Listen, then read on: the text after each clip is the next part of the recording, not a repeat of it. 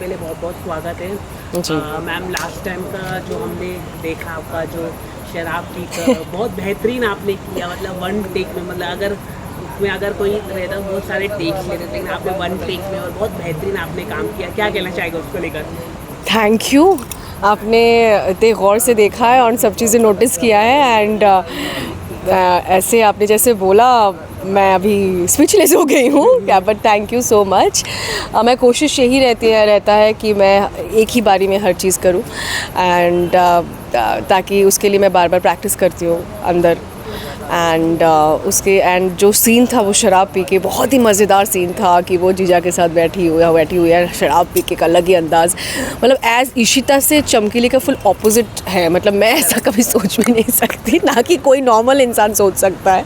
लेकिन बहुत बेहतरीन आपने वो एग्जैक्टली देखा होगा वो। Exactly thank you so much, आप लोगों का प्यार है। फिल्म वाले एक्टर भी नहीं कर पाते। Oh my God, it's a big complement sir, thank you so much. आपने तो मुझे और मोटिवेट कर दिया। अब बताओ कहाँ से कूदना है, कहाँ से नाचना है, कहाँ क्या क्या करना है। बट येस, वो सीन बहुत ही खूबसूरत लिखा था। First of all thanks to रघुवीर शेखावत सर जो इतने बेहतरीन सीन्स लिखते हैं मेरे लिए, और दिलीप सर क्योंकि वो इतने अच्छे से कोरियोग्राफ करते हैं और वो उनके साथ साथ गो विद द फ्लो एक ही बारी में हो जाता है। एंड जिस तरह से आपने बताया कि वो नाचने के साथ साथ वो शराब पीने का एक्टिंग, फिर उसकी से वापस आना, इट वाज डिफ़िकल्ट, बट मैं हमेशा चीज़ को बहुत इन्जॉय करती हूँ। मैं चमकीली को पूरी तरह से जी रही हूँ एंड मैं बहुत इन्जॉय करती हूँ इसके हर एक मूवमेंट, इसके हर एक डायलॉग्स, इसके हर एक जो परफॉर्मेंस होता है। सो शायद इसीलिए आप डेफिनेटली आप भी एक महत्वपूर्ण दर्शक है, आपके माध्यम से हमारे दर्शकों को बहुत सारी चीज़ें पहुंचता है। सो अगर आपको अच्छा लगा, सो आई एम रियली ग्रेटफुल। ये लग रहा है कि मेरी जो मेहनत है वो कहीं ना कहीं सक्सेसफुल हो गया। Thank you. ऐसा लगता है कि ये जो किरदार है आप जी रही है, मतलब जी कहीं ऐसा लग रहा है जी एक्टिंग हाथ से मतलब पटकना या कुछ भी हो, मतलब जी रही है आप ये कैरेक्टर को। क्या कहना चाहेगा इसको लेकर? जी बिल्कुल, आपने सही कहा, क्योंकि मैं हमेशा बिलीव करती हूँ कि अगर आप किसी भी किरदार को जी नहीं रहे ना तो उसमें जान नहीं रहती है। तो उसके अंदर आत्मा जान तभी आता है जब आप उस लाइफ को जीते हैं। सो मैं 12 घंटे चमकीली को जीती हूँ, फिर उसके बाद भी मैं सोचती हूँ कि क्या और नया कर सकती हूँ, क्या कर सकती हूँ लेके। एंड कभी कभी जब मैं सीन करती हूँ तो मेरे लिए एक पर्दा आ जाता है, मुझे दुनिया दिखता नहीं है, सिर्फ एक कान खुला रहता है कि डायरेक्टर सर क्या बोल रहे हैं, वो क्या चाहते हैं, and my scene and me myself my zone. सबका अलग अलग तरीका होता है, बट मैं अपनी जोन में ज़्यादातर रहती हूँ क्योंकि मुझे इस किरदार को निभाना इज़ वेरी डिफ़िकल्ट। बिकॉज एक मोमेंट पे एकदम हाइप है, ड्रामा कर रही है, एक मोमेंट पे रो रही है, एक मोमेंट पे अग्रेशन है, एक मोमेंट पे कूद रही है, नाच रही है, पटक रही है। सो इट्स वेरी डिफ़िकल्ट कि स्विच ऑन स्विच ऑफ वाला मूड है ना। लय इसका एक ऐसे नहीं है, कभी ये है तो कभी सा है तो कभी पा है, कभी धा है तो कभी सा है। तो सरगम के जितने सारे एक ग्रेजुअली होता है ना, इसका कुछ ग्रेजुअली नहीं है, कभी भी सा नी धा पा पा सा ऐसा हो सकता है। तो सारे गा मा पा नहीं है इसके लिए। सो इसलिए सुर बहुत डिफरेंट है, बट एक एक्टर के लिए एज एन एक्टर अभी से लेके जितने सारे सीन्स मुझे दिए गए हैं, I am really grateful to again रघुवीर sir and Shemaroo Umang channel entire team की मुझ पर भरोसा करने के लिए। फेशियल एक्सप्रेशन भी आपकी काफ़ी बेहतरीन है, मतलब क्या बात कर रही है भाई। Thank you.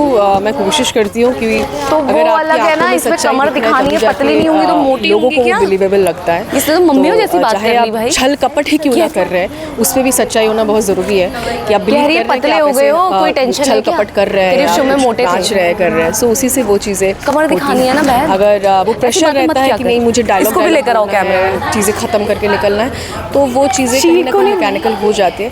But I prefer कि जितना मैं हो सके कि मैं उसको नेचुरल करूँ। मैं पर भी मुझे अभी सब कुछ नहीं आता, पर आपको अच्छा लग रहा, अच्छी बात है। मैं अभी भी बहुत सारी चीज़ें सीख रही हूँ। बहुत ऐसे बड़े बड़े एक्टर्स हैं जिनको मैं देखती हूँ, सीखती हूँ एंड देख के बहुत ज़्यादा इंस्पिरेशंस लेती हूँ। एंड आईज एक्सप्रेशंस आपने बोला, thank you so much. And कहा है ना, चमकीली जब चमके बड़ों के बल पर फ्यूज हुआ कर देते हैं। सो ये सारी जो चीज़ें हैं, अगर आप सिर्फ डायलॉग बोल दो, so expressions is very important, but I tried my best कि हर चीज़ अच्छा लगे, वैसे आपने मुझे कहा एंड मैं उसको कॉम्प्लीमेंट की तरह लूँगी एंड और ज़्यादा करूँगी। करेक्ट। लेकिन आपके फैंस ने मतलब कुछ मतलब ऐसा होता है ना कि हम घर पे जाके भी आपने कोई ऐसे सीन आपने खुद किए हो और आपको लगा कि हाँ ये मैं देखूँ, ये ऐसा होता है आपको मतलब इस शो के? ऑफ कोर्स मैं तो शो देखती हूँ, मैं यहाँ पे और बेहतर कर सकती थी यार, Correct. तो फिर गया है, ठीक है, इससे थोड़ा सा शुरू होने चाहिए, तो वो ज़्यादा अच्छा समझ में आता है। पर जब भी मैं देखती हूँ, मेरी माँ के साथ देखती हूँ, जब मेरी माँ हंसती रहती है मेरे सीन्स देख के, उनको गुस्सा आता है कि क्यों तुमने चैना को परेशान किया, तो ऐसा लगता है कि नहीं समाओ माँ भी बोलती है एग्जैक्टली, वो तो मुझे बोलते चैना, मैं जीजा को पटकती हूँ। But I think the entire crew and cast is so supportive that किसी के अंदर ना वो ईगो नहीं है। अगर मैं कुछ ऐसे सीन्स करती हूँ नहीं, सभी सपोर्टिव होते हैं। जैसे चैना हो गई, जब ये हो गया लाइक जीजा हो गया, Gaurav, so everyone is very supportive. तो तभी मिलजुल के ना सभी कास्ट के साथ एक अच्छा सीन्स निकल के आ रहा है। जैसे कि आपने कहा अपनी मम्मी ने बोला कि उसको क्यों परेशान करें। टीवी में ऐसा होता है ना कि जो विलन होते हैं ना, उनको मतलब आप किसी फैन से आप मिलेंगे तो बोलेगा अरे आपने ऐसा क्यों किया, ऐसा वो लोग समझ नहीं पाते कि रियल ऐसा होता है। वो लोग भी समझते हैं। काफ़ी कुछ टाइम पहले ऐसे ऐसे मीडिया इंटरेक्शन हुआ था, जो लोग जो है चैनल से रेकी किया थे उन लोगों ने, उन्होंने डायरेक्ट बातचीत की है जहाँ पे लोग देखते हैं राजस्थान यूपी से, उनको बड़ा मज़ा आ रहा है। उनको मुझे बोल रहे हैं हाँ अच्छा लगता है शैतानी, मज़ा भी आता है, गुस्सा भी आता है। तो ये जो चीज़ है ना कि लोग चमकीली भले ही हेट करें पर नफरत नहीं कर पाएंगे, उनको मज़ा भी आता है। तो ये किरदार वैसा ही है, पूरा चटकारेदार किरदार है। सो यस या ओके, आखिरी सवाल मैम, फ्यूचर में किस तरह का रोल करना चाहेंगे आप? कोई है आपका ड्रीम रोल? ऑफ कोर्स मेरे पास बहुत सारे हैं। एक तो पद्मावत का दीपिका पादुकोण वाला जो रानी वाला किरदार है वो अच्छा लगता है। हाईवे का आलिया भट्ट का जो रॉ देहाती का किरदार था, वैसा कुछ किरदार। Gangs of Wasseypur. सो मेरे आई ऑलवेज बिलीव कि one step at a time. अभी मैं चमकीली में फोकस कर रही हूँ कि लोगों को यही बहुत ज़्यादा पसंद आए एंड ये सफ़र ऐसे आपके साथ सिलसिला चलता रहे एंड आगे भी जब कुछ आए तो अच्छा ही आए and I will just give my best. Thank you so much. Thank you ma'am, thank you, lovely talking to you always. Thank you so much as always.